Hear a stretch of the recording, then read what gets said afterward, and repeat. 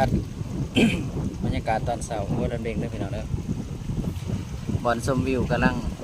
ตกแต่ง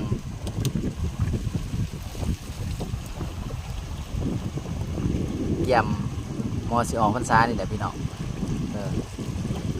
เปิดห้านตำสมหรือว่าห้านคาเฟ่หน่อยหัวดันเบ่งเด้อพี่น้องเด้อซ้ำได้เปิดงานหาด